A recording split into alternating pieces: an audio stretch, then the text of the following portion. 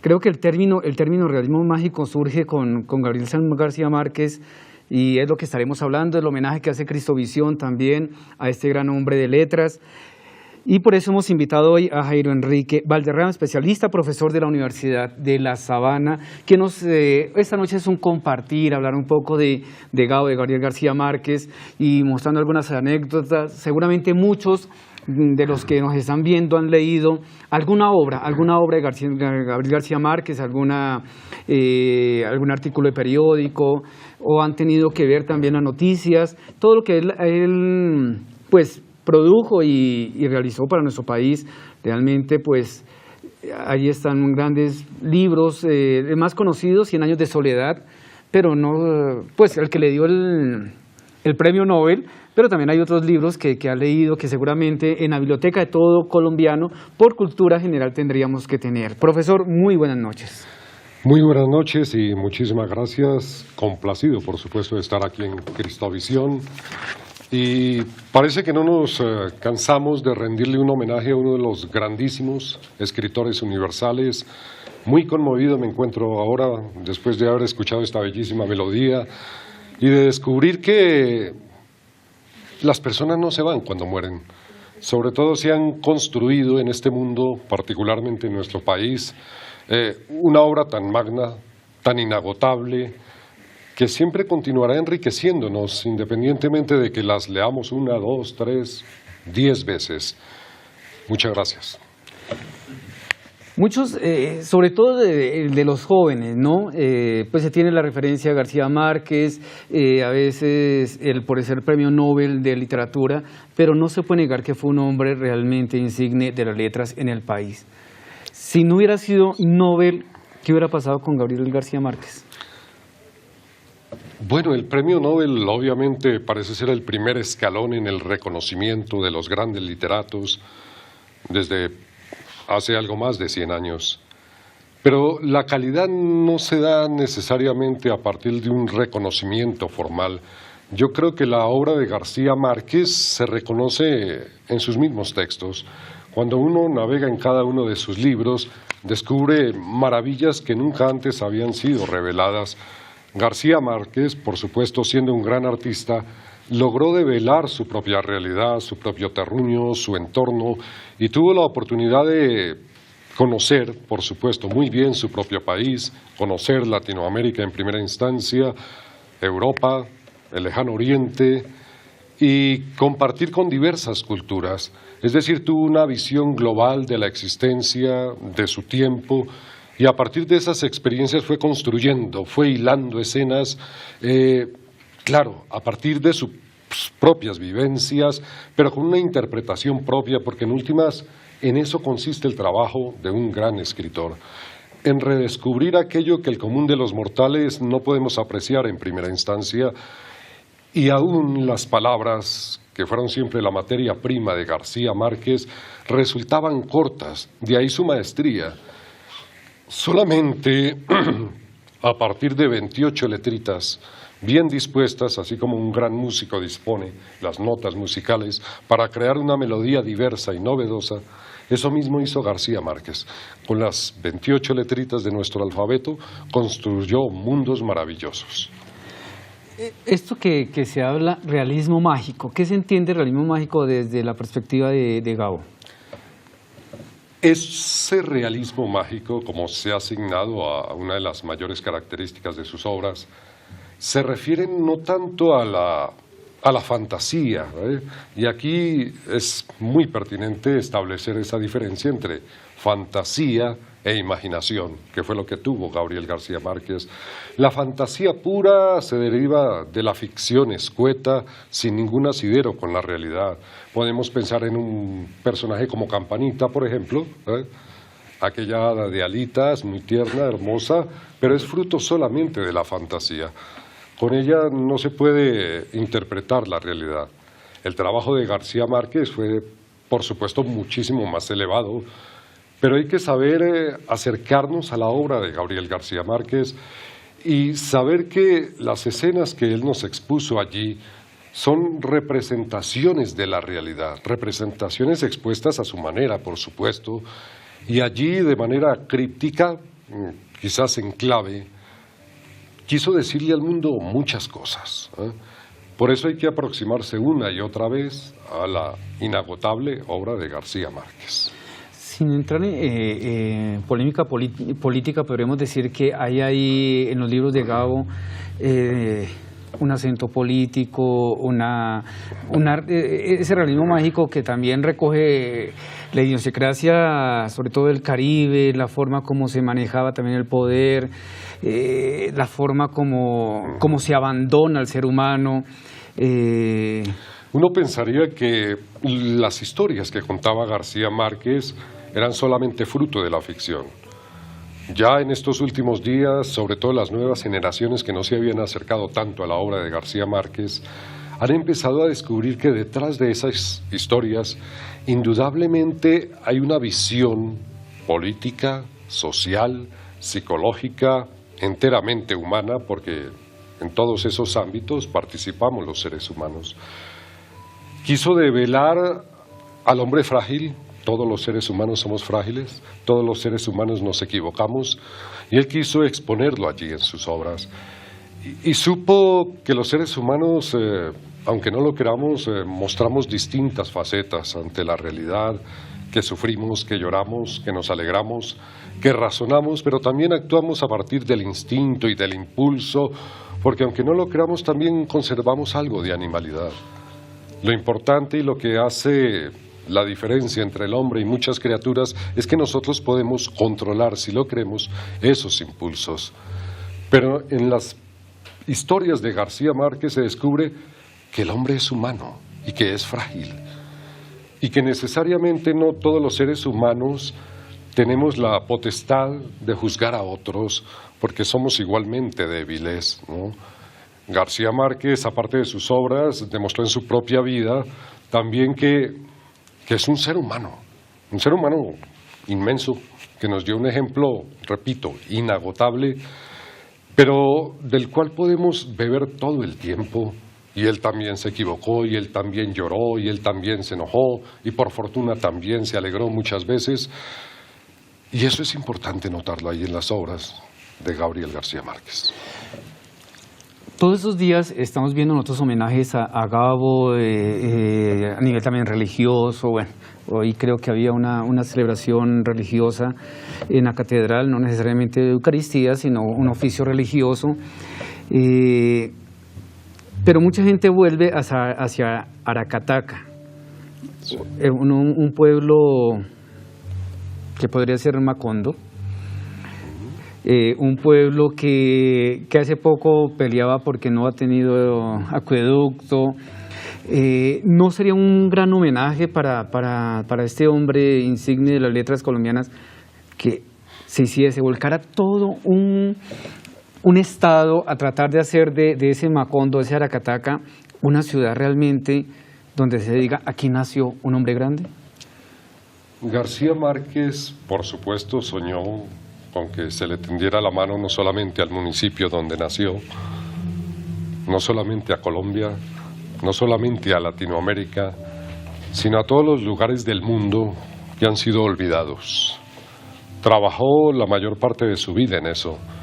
Claro, la primera parte pues estaba en unas condiciones muy difíciles, pero una vez en 1967, cuando se publica su magna obra 100 años de soledad, y que recibe el reconocimiento mundial, ya sus condiciones materiales, económicas, empiezan a cambiar.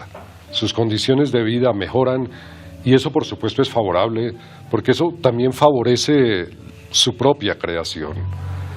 Pero aparte de su labor literaria, todo el tiempo estuvo luchando por tenderle la mano a aquellos que él consideraba y que veía de manera evidente lo necesitaban. Todo el tiempo estuvo trabajando para obras benéficas, para congresos, para fundaciones, y ya pudo descubrir que su sola presencia convocaba a mucha gente, que el solo nombre de Gabriel García Márquez ya generaba una fuerza tal que la gente se iba detrás de ello para colaborar. Eso resultó muy favorable. Quisiéramos, por supuesto, que se le tendiera la mano a Aracataca, que por supuesto los pobladores de ese bello municipio contaran con un servicio de acueducto pleno, Pero es que ese mismo fenómeno se da en los más de 1000 municipios que tiene Colombia, y a todos ellos habrá que tenderles la mano. 42 libros publicados entre 1955 y 2010. Realmente una producción. Hablamos de libros conocidos porque además hay una cantidad de escritos, periodista del Heraldo, periodista del Espectador. ¿Podemos hablar de esa época de él como periodista? Una época difícil y una profesión que él apreció, siempre. Una vez se consagró como escritor, confesaba reiteradamente que aquello que más nostalgia le generaba era el no ejercer como reportero, y le encantaba ser el reportero raso, el hombre que iba detrás de los hechos, el que iba a entrevistar, a hurgar, a visitar los lugares donde se sucedía la noticia. Pero a su vez pensaba que una vez adquiría esa destreza, él y muchos otros reporteros, al parecer los editores o los directores de los medios ya consideraban que era necesario ascenderlo, entonces lo enclaustraban en una oficina. A él no le gustaba eso. Él quería salir, él quería reconocer el mundo. Esa etapa fue muy difícil, pero la desempeñó, por supuesto, con suma eficiencia y demostró una calidad periodística, bueno, incontrovertible. Ahí están sus textos, ahí están sus notas de prensa, ahí está su cúmulo de reportajes, y aunque ahora se cuentan 42 obras, muchos de esos textos fueron republicados en otros volúmenes, y cuentos de una edición se confundieron con otras y aparecieron ediciones varias. Era tanta, o sigue siendo, y desde hace 8 días pues la demanda por supuesto se disparó, que los textos de Gabriel García Márquez se buscan de manera afanosa porque la gente quiere descubrir a qué se debe esa fama. Y repito, sobre todo las nuevas generaciones, y aprovecho, padre, con su permiso, para dirigirme a la audiencia de Cristovisión, sobre todo a los padres de familia, a los maestros. Tenemos que profundizar y trabajar mucho más en la obra de Gabriel García Márquez y sobre todo en los trabajos de la literatura, para indicarles a estas nuevas generaciones que hay opciones distintas, que se puede cultivar también el intelecto y no solamente sacarle músculo a los pulgares, digitando esos aparatitos electrónicos, sino descubrir que existe la posibilidad de crear de una manera distinta. Y que no importa, por supuesto, seguir a los grandes, de eso se trata. Si uno estudia filosofía, estudia a los grandes filósofos; si estudia ingeniería, va a estudiar a los grandes ingenieros; si va a ser médico, va a estudiar a los grandes médicos. Si se quiere ser un buen pensador, hay que acudir a los grandes pensadores; si se quiere ser un gran literato, hay que acudir a los grandes literatos. 1955 se escribe La hojarasca, que es la primera novela de García Márquez, y viene después todo un reguero, pero una expresión de obras que nos obligan hoy en día a volver sobre ellas. Yo pienso que se han generado de frente a Gabriel García Márquez como unas frases, unos mitos y también unos símbolos. Macondo. Indudablemente. Las mariposas amarillas. Las flores amarillas. Y las flores amarillas. Podemos hablar de esas tres realidades que no son fantasía, están ahí. Por supuesto. Hoy en día me sorprende y me alegra mucho que la gente maneje indistintamente el concepto de Aracataca y Macondo. Y algunas personas ni siquiera saben cuál es el pueblo fruto de la fantasía, o de la imaginación de García Márquez, y el municipio real donde nació, ¿no? Y eso es fascinante, porque es una manera de demostrar que de alguna manera la magia de García Márquez ya se fusionó con la realidad. Y si eso queda entre la gente, ya empieza a notar uno que se está fusionando con la cultura nuestra, que ya quedó, que ya es un sello, que ya sacó raíces, y quizás pasarán muchos años sin que esas raíces puedan desprenderse de nuestras vivencias, de nuestras propias experiencias. Alguna vez le preguntaban a Gabriel García Márquez ¿cuál es la flor que más le gusta? Y él respondía sin titubear: la rosa amarilla que todas las mañanas pone Mercedes en mi escritorio antes de que yo empiece a escribir. Era la mejor flor. Y noten ustedes, ahí está la dosis de romanticismo, la demostración de lealtad y de fidelidad de su señora, con quien estuvo hasta el último instante de su vida. Ese matrimonio bellísimo, el de Mercedes Barcha y Gabriel García Márquez, también es una demostración clara de cómo un ser humano en este mundo busca un coequipero, para afrontar la vida, por supuesto con sus obstáculos y también con sus triunfos. Y ella estuvo ahí, siempre. Y en los momentos más difíciles siempre lo alentó. Las mariposas amarillas, que harían parte de su propia geografía, de su localidad, de ese mundo maravilloso donde descubrimos a mujeres que levitan envueltas entre sábanas, hombres a los que les nace una colita de cerdo, y hasta sacerdotes que levitan con una taza de chocolate justo en el momento de la elevación. Por supuesto, allí no existe ni el mínimo asomo de irrespeto. Era un recurso literario. García Márquez alguna vez comentaba acerca de esa escena, precisamente el momento de la elevación, y dijo: cuando estaba describiendo al sacerdote intenté que se elevara con vino, pero el vino no me funcionaba. En mi imaginación era muy pesado, pero cuando cambié el vino por chocolate, de manera mágica el sacerdote se elevó frente a sus fieles. Noten que en esas historias de García Márquez cabe todo, pero cabe puntualmente la representación propia de nuestro pueblo, de una tradición ya o cuatricentenaria de nuestra iglesia. Ahí estaba, y eso está por supuesto inmerso en toda la cultura nacional. Y si García Márquez quería transmitir y contar lo que era su propia aldea, su propio entorno, pues obviamente debía incluir también ese tipo de elementos. O el hecho de que Luisa Santiaga, la madre del maestro, madre de 12 hijos, cada vez que uno de ellos se montaba en avión, ella encendía una vela y oraba. Maravilloso. Uno puede leer muchos libros, y hay libros que pueden, por el título, pueden ser muy interesantes. Se lee la primera página y dice: no, eso lo leo después. Hay otro tipo de libros que lo van encantando, que van envolviendo, como que desde la primera palabra. Creo que eso pasa con 100 años de soledad, que lo va envolviendo, y inclusive yo hablo de los libros que alcancé a leer, por ejemplo, Crónica de una muerte anunciada, que ha sido... que lo va metiendo a uno, ya también llevados al cine. Recordemos que algunos de esos libros fueron llevados al cine, pero esa forma como lo envuelve a uno García Márquez y lo va metiendo y le hace que juegue la imaginación. Gabriel García Márquez tiende una red de palabras y nosotros como peces lectores quedamos ahí atrapaditos.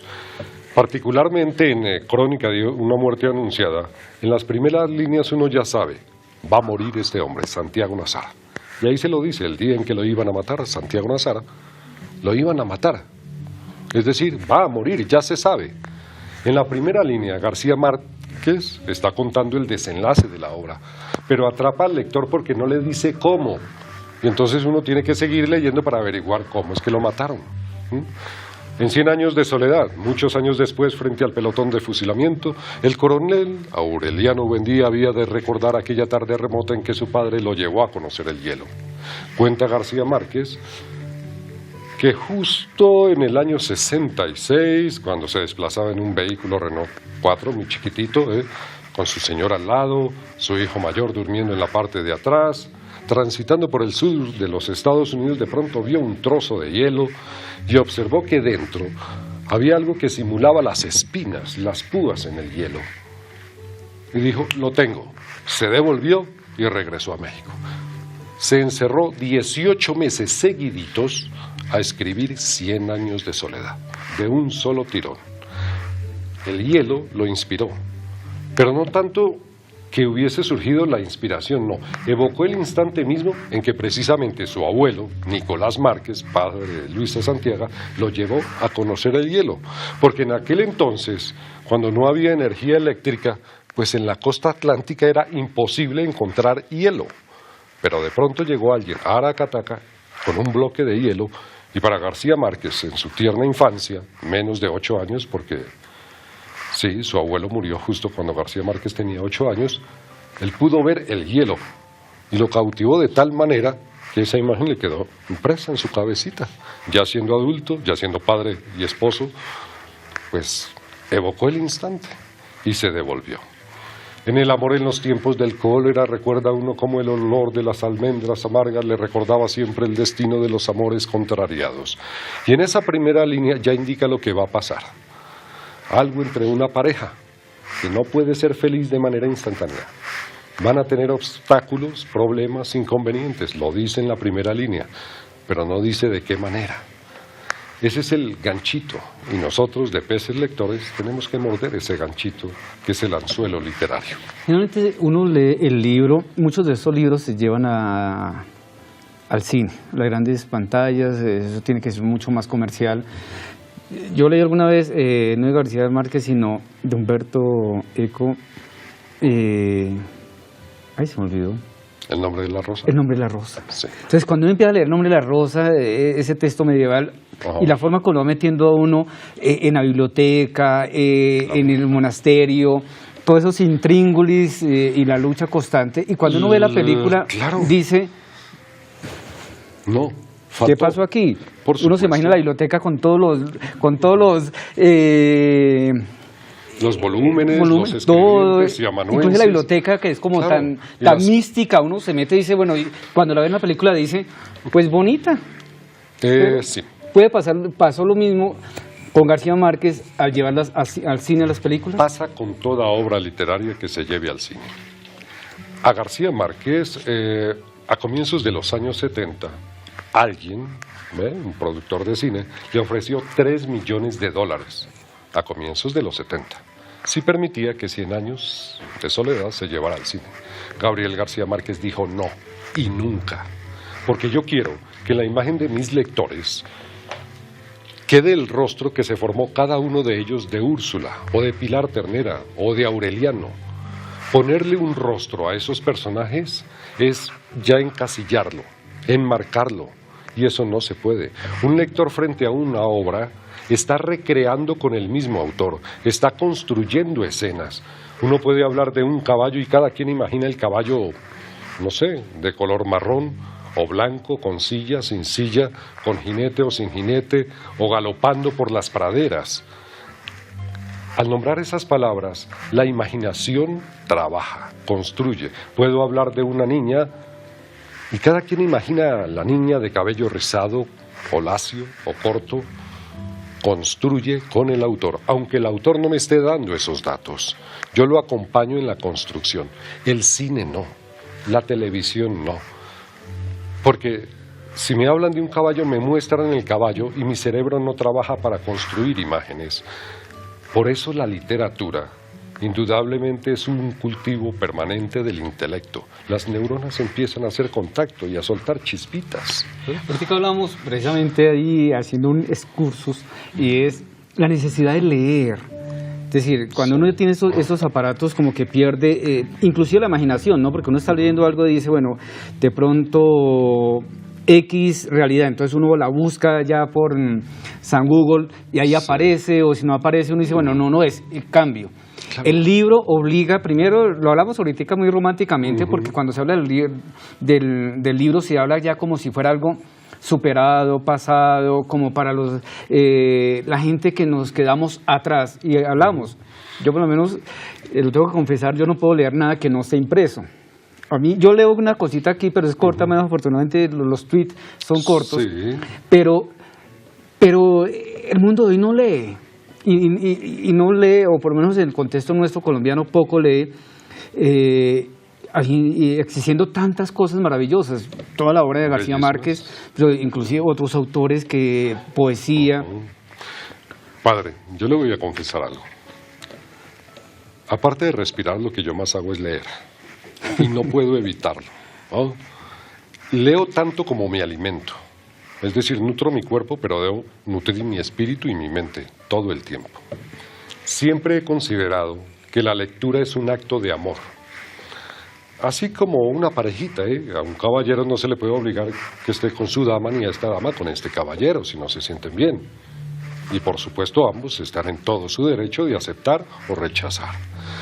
Lo mismo sucede con la lectura. Si yo me acerco a un libro Claro, primero lo acaricio. Quienes pertenecemos a otra generación, paseábamos por las librerías, husmeábamos los volúmenes, leíamos los prólogos, las contraportadas, y era el gusto inicial a la primera aproximación.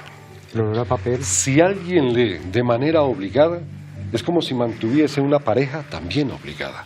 Es decir, es un acto grotesco. Se convierte en sublime cuando me aproximo a él con amor.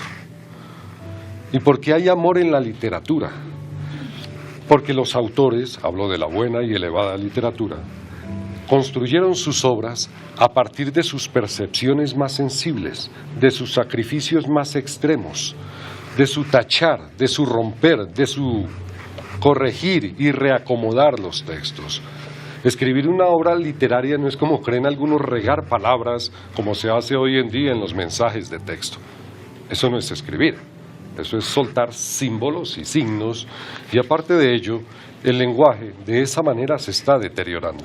Y como el lenguaje es la representación del pensamiento, dijo un escritor inglés, George Orwell, el lenguaje reducido estrecha el pensamiento. De alguna manera vamos involucionando y estamos utilizando un lenguaje onomatopéyico, es decir, solamente intentamos representar los sonidos de la naturaleza.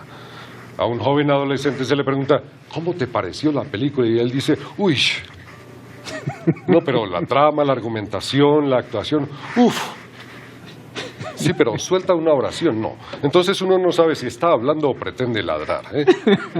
Porque no hay una conexión entre su pensamiento y su palabra. ¿Y a qué se debe eso? No lee. La lectura indudablemente cultiva el pensamiento. Se decía que en la lectura se atrapa el espíritu del autor. Sí. O sea, toda obra humana lleva algo de quien la construye. O sea, si uno quisiera reconstruir la personalidad de X autor, en este caso de Gabriel García Márquez, tendría que leerse todas las obras y empezar desde ahí a hacer un estudio serio, una lectura seria, una crítica, sí, para poder de ahí extraer la personalidad de Gabo. Claro, y es posible. Obviamente sería un esfuerzo titánico, porque habría que considerar el contexto de cada obra. ¿En qué año? ¿En qué país? ¿En qué condiciones estaba Gabriel García Márquez cuando produjo esa obra? Y ahí está su sello, ahí está su emoción. La gente cuando escribe y cuando habla, no solamente expone los contenidos aparentes de unas ideas. Yo puedo deducir si una persona es nostálgica, triste, apesadumbrada, si sus oraciones tienden a ser muy largas. Una persona por lo regular dinámica, activa, emprendedora, tiende a usar oraciones muy cortas.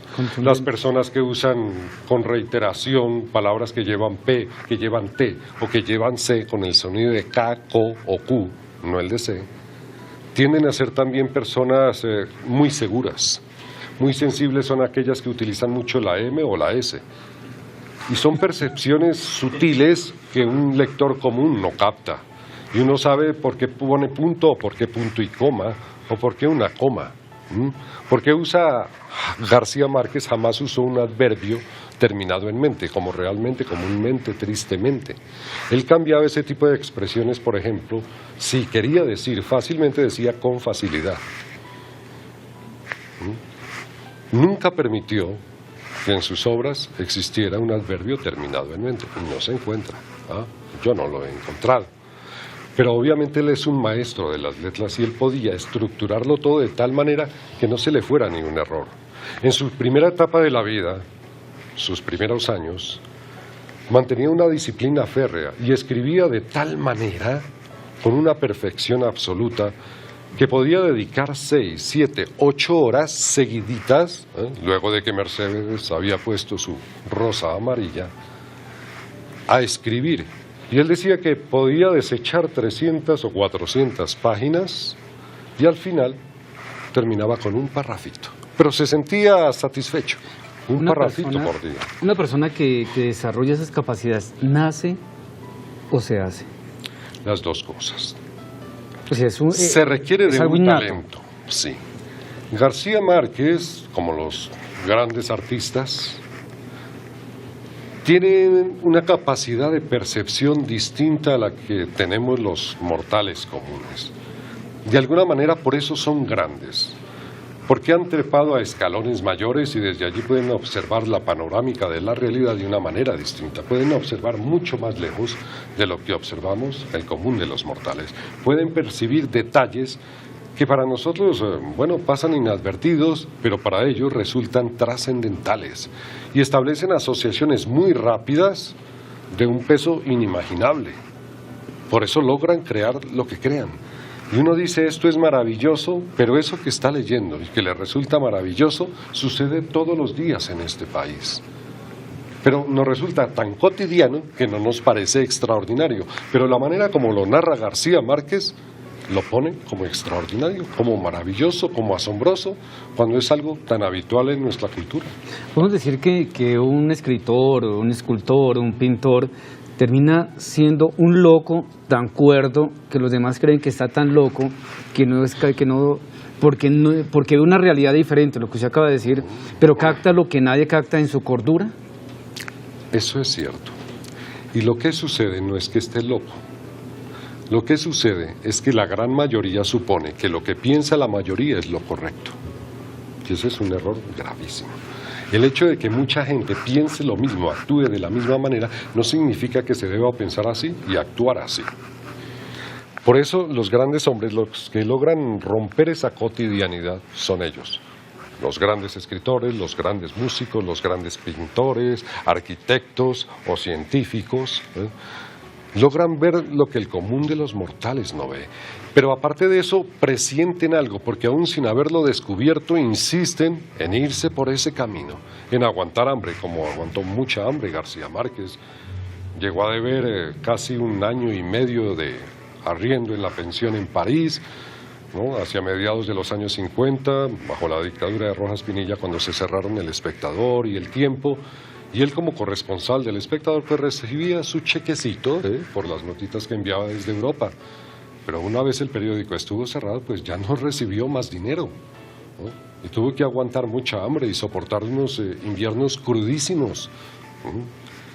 Por fortuna contaba con sus buenos amigos que, bueno, le tendían la mano en esa situación, los que creyeron en él. Y también por eso García Márquez dice: mis grandes y auténticos amigos son aquellos que conocí antes de 100 años de soledad, es decir, antes de la fama. Porque el buen amigo es ese, el que se encuentra con uno y le estrecha la mano con absoluta sinceridad, independientemente de si es un desconocido o un hombre reconocido públicamente. Podemos hablar de etapas. Creo que un escritor, como pintor, como un artista, va madurando. Podemos hablar de 2 etapas antes de esa crisis, porque él tiene que viajar a México casi que exiliado.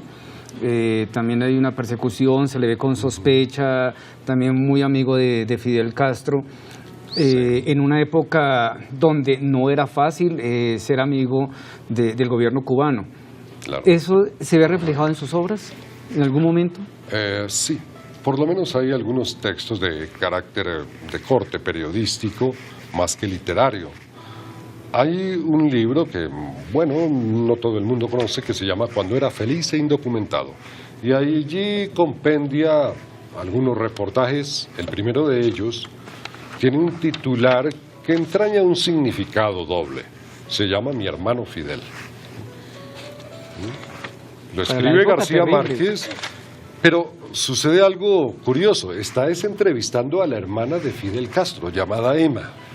Por eso se titula Mi hermano Fidel, porque está entrevistando a Emma. Pero no hay que entenderlo solamente por ese lado, sino García Márquez estaba diciendo algo más en ese titular. Indudablemente, fueron hermanables. No cabe duda. Nunca se sabrá, o quizás sí, lo que llegaron a conversar en la intimidad, en sus reuniones allá en La Habana, donde obviamente García Márquez se sentía en su casa, porque aparte de estar con su amigo Fidel, estaba en el Caribe. Y él decía que en el único lugar donde no se sentía extranjero era en cualquier lugar del Caribe. Y pues Cuba queda en el Caribe. Y ahí escuchaba la música propia del Caribe. Estaba la brisa del mar y estaba el mar. Yo me he preguntado por qué grandes artistas, pero especialmente literatos, les encanta México.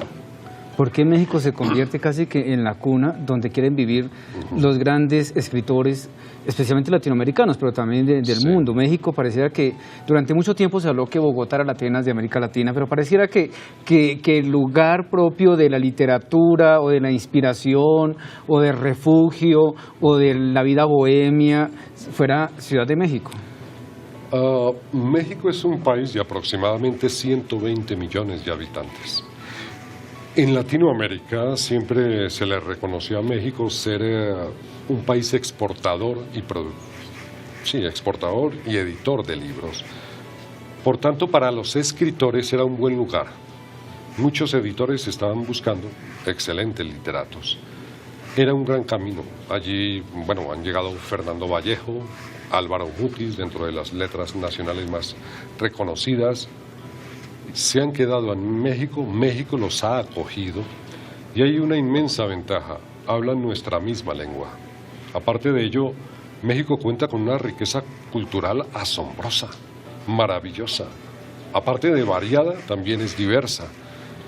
Y eso pues facilita el trabajo de estos artistas. Aparte de que la conexión geográficamente con los Estados Unidos, la gran potencia, o con Europa, resulta mucho más fácil, ya hacia el norte, porque inicialmente los grandes literatos empezaron a nutrirse de las producciones europeas.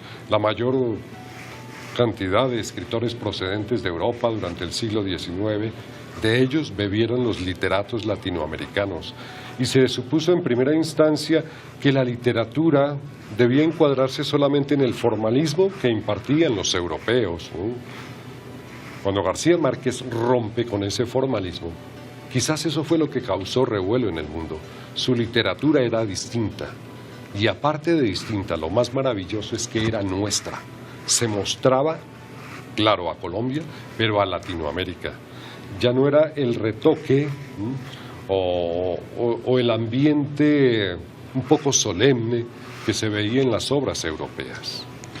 Cuando uno lo escucha a usted, uno diría, este profesor se le nota que está encantado, que está imbuido en la vida de García Márquez, en su obra.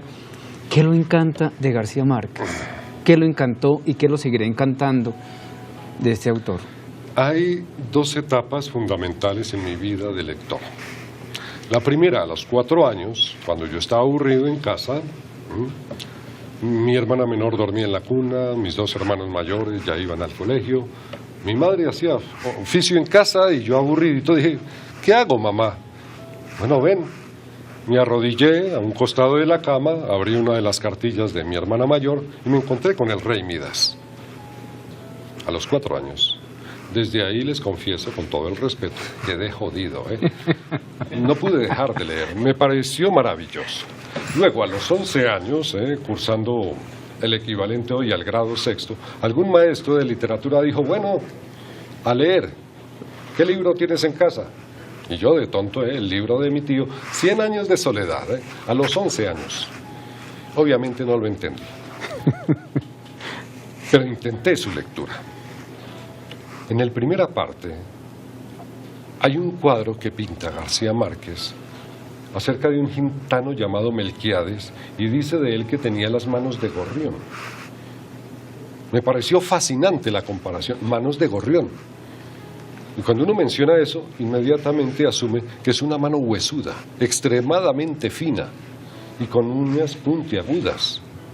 Claro, fabuloso. Eso me atrapó a los 11 años. Y desde entonces, por supuesto, no he podido dejar a García Márquez y lo perseguí, los años de colegio, los años de universidad. Aparte de eso, me encontré con grandísimos amigos, también amantes de García Márquez, y parecía una competencia constante. ¿Quién leía más y quién sabía más de García Márquez? Después de cada clase nos reuníamos, por supuesto, a compartir un café y se hablaba de literatura y de política, ¿no? Era fascinante. Usted habla...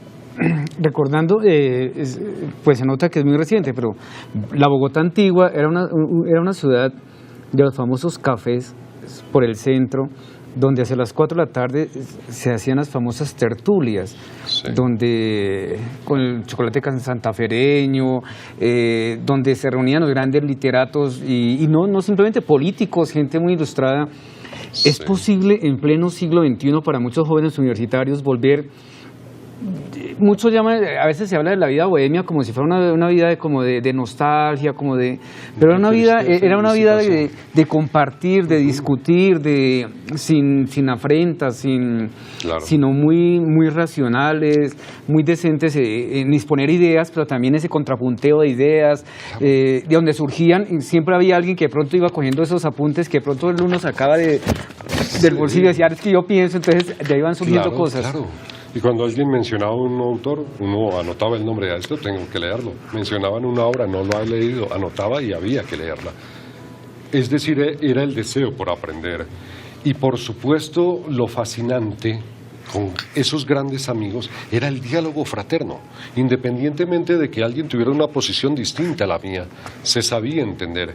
Y uno sabe que enriquece el pensamiento y el espíritu cuando logra aceptar los puntos de vista ajenos, no para admitirlos como verdad, sino para cuestionarlos. Quizás yo sea el equivocado, quizás yo sea el que no tiene la razón, pero en eso consiste quizás la tolerancia, el respeto, la fraternidad, darnos la oportunidad de que dialoguemos todos, pero sin levantar la espada, ¿no? Al contrario, siempre con el abrazo, siempre con la cordialidad, porque creo que eso es lo que cuenta. Y si los seres humanos aprendiéramos a escucharnos, y no imponer nuestro propio criterio, yo creo que el mundo y particularmente nuestro país sería mucho mejor. No atacar al otro porque tiene un color de camiseta blanca, roja o azul. Eso no es humano, eso no es cristiano. ¿Ah? Pero tenemos que empezar a descubrir eso. La literatura es una manera de dialogar afectuosamente, admitiendo los puntos de vista ajenos, independientemente de que sean contrarios a los míos. Insisto, quizás yo sea el equivocado y el otro me va a dar elementos de juicio distintos para que yo cambie mi rumbo y mi percepción de este mundo. Podemos decir que una contribución a la paz, aún partiendo de la lectura de los libros de Gabo, debe ser ese compartir de la literatura, el que nuestro pueblo se vuelva un pueblo que lea más, que no entre a la discusión de imposición de ideas, sino a la discusión de extraer la savia y las ideas de otro para ver de ahí a mí qué me aporta y poder decir, oiga, lo que tú no tienes, lo tengo yo, lo que yo no tengo, lo tienes tú. El fanatismo surge cuando uno considera que tiene la razón y que nadie más la tiene. Ahí, por supuesto, se corta todo tipo de diálogo. Ahí no hay posibilidad de debate. Y claro, esa paz, iríamos en pos de ella si lográramos eso. La literatura permite eso, porque nos da la posibilidad de advertir que hay miradas distintas sobre la realidad, quizás igualmente válidas, quizás igualmente fructíferas, pero cuando nos encasillamos en una idea y rechazamos todo aquello que suponemos es contrario a nuestra idea, estamos empequeñeciendo nuestro criterio. Hay personas que dicen, yo no trato a esa persona porque ella piensa de una manera que a mí no me gusta. ¿Por qué no? Es para escucharla, no para asumir como verdad lo que esa persona me dice. Entonces, es cuestión de pensarlo. O quizá yo pueda aportarle algo más a esa persona. Que tenga la razón o no, pues no lo sé. Pero pienso que en última lo importante es expresar nuestro pensamiento con absoluta sinceridad, y que nadie vaya a abanderar la verdad absoluta porque ningún ser humano en este planeta la tiene. Profesor, pues realmente encantados nosotros de escuchar, Padre, con gusto. de compartir, y creo que hoy aprendimos muchísimo. También invitados a leer las obras de Gabriel García Márquez, primero porque pues, es un heraldo de la literatura colombiana y latinoamericana y mundial. Segundo, porque creo que el mundo de hoy necesita volver a la paz interior. Cuando hablamos de espiritualidad, a veces se nos va todo hacia la parte religiosa. La espiritualidad también es el cultivo del espíritu a través de la lectura, de las artes. Cuando mi espíritu va teniendo calma, y leer da calma, el escuchar una buena música da calma, y sobre todo el tener una buena charla. Creo que este mundo necesita más de esto, sentarse a dialogar, aprender del otro, reconocer que no lo sé todo, y desde ahí se generan unos espacios de amistad maravillosos. Nos ven algunos jóvenes, uno nos dice una frase de Gabo: escribo porque quiero que me quieran. Un sardino de 16 años, qué rico que los jóvenes lean y lean a Gabriel García Márquez. Ese es un pequeño homenaje que ha querido el canal Cristovisión rendir, y pues creo que hemos traído a la persona adecuada. Profesor, muchas gracias. Muchas gracias. Y como siempre queda uno con más deseos. Sí. Algún día podremos asistir a alguna clase suya. Ahí están las obras de García Márquez, no. Acuden a García Márquez, no a mí. Pero recordemos que gran parte de la historia se ha construido con la narrativa. Creo que se ha perdido mucho también eso, que nos cuenten, que nos encanten, que... Conocemos la historia porque está escrita. Y hay que buscarla. Sí, por supuesto. Profesor, muchas gracias, bienvenido aquí a gusto, Línea padre. Directa. A todos ustedes, gracias por acompañarnos en esta noche. Oren por nosotros, y sobre todo permítanos cada vez entrar a sus hogares para aprender un poco más, pero también para que ustedes nos enseñen y hacer de estos medios un espacio para generar paz. Recordemos, estamos en un país donde no es necesario que con palabras nos hagamos la guerra. Creo que hay que valorar lo que hace cada quien, puede que no lo haga bien, pero lo hace. Y si valoramos el esfuerzo de cada persona, estamos realmente generando paz. Y los que somos creyentes, los que estamos en este cuento de la vida religiosa, las palabras ofenden. Por eso las palabras tienen que construir. Las palabras tienen que llevarnos a exaltar también la grandeza del ser humano. Y recuerden que el primer ser que nos exalta con sus palabras es el Señor. Una palabra puede ofender, puede destruir, pero todo lo que se puede hablar nos lleva a dar y tener una plataforma de la paz. Que Dios los bendiga, los acompañe, y a ustedes muchas gracias. Nos vemos la próxima semana en el nombre del Padre, del Hijo y del Espíritu Santo. Amén. Y mañana en Entre Amigos a las 10 de la mañana.